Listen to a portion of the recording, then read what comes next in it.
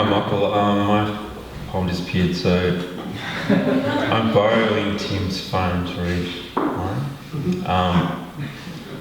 I wrote this one for the Mardi Gras, for Oxford Street, for the Oxford Street version. And it makes me think about gentrification of gay culture, etc., thinking back to Oscar and thanks for bringing in stinkiness, because I feel like I stink a bit today. Anyway, Gladys's party. Gladys thought party short for apartment, and she took one with a ferny balcony and a good view of the parade. The usual misfits were there. Her best friend, Gary Toothongs, the ape dentist, Lana Funding Body and her gothic squeeze, Mona Persona, Henry with chickens of course, and Dork, her dog. A mind like an onion, Gladys would say, the layers. She had a pot full of chamomile tea for a punch recipe cooling on the floor, which someone stepped in. They were all early and the punch wasn't ready and none were really in the mood to talk, and Gladys had come for a week, so it brought... It's going to happen. Oh, God. Okay. On the floor. Okay. They were all early and the punch wasn't ready and none were really in the mood to talk. And Gladys had come for a week, so I'd brought all her books, so they just sat around reading. Except Gladys, who kept moving around the apartment, checking the clock, putting a strawberry here and an emu feather there, watering the ferns every 5 minutes, so soon the balcony was as wet as a Rolling Stones concert circa 1966. Having a good time, she'd say. I read that last week. I just went down to get some string or something. Well, you can't buy string on Oxford Street, I suppose. They looked at me like they wanted to open up my forehead and look in like it was a freezer stocked with gin and ice cream and whatever.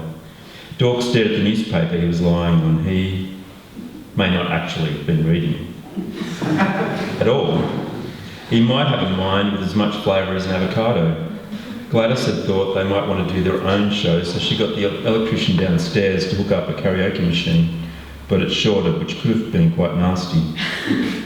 The gay gods are smiling, she murmured. He wasn't even that good looking. Gary got up and started humming Madonna's Take a Bow, and Gladys and he started chiming in together, like married drag queens, which they might as well have been. You deserve an award, they said to each other, meaning themselves. Books are like TV around here, Gladys said, yet Lana had started giving Mona a shoulder rub and Henry was in the bathroom. He came out with toothpaste on his nose and bent down for Dork to lick it off.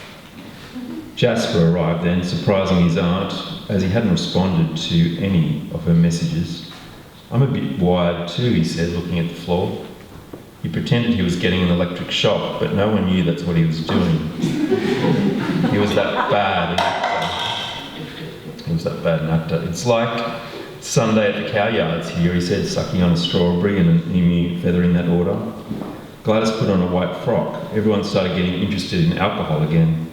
Look at these rocks, Gladys said, clutching her own breasts. She was plainly unhappy. Henry was stroking Jasper's hair and beard. Jasper kept saying, that's another $20. Gladys made everyone lemongrass martinis, which mainly ended up in the ferns. A masseur arrived for Jasper and they went into one of the rooms. Lana and Mona were talking about a documentary they were going to make about circus history in Australia. What about the birds? Asked Henry. It's the birds I feel sorry for. Rex, the masseur, came out and asked them what they thought of the parade. Lemongrass martinis, how chic, he said. Great apartment. I have the body of a masseur and the mind of a boy band, he said. Jasper was snoring. Gladys took Rex by the arm and led him to the balcony.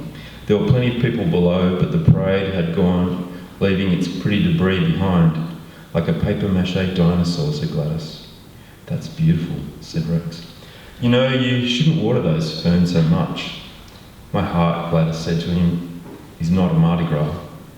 They stared into the foliage, their heads slightly rocking. Imaginary fern people or ladybirds stared back. They had no apartments, no misfit cocktails or masseurs a text away, no pets with layers, ape dentistry or circus docos, no Mardi Gras. No magazine articles like street names for eccentric people. Yet they did. They had everything.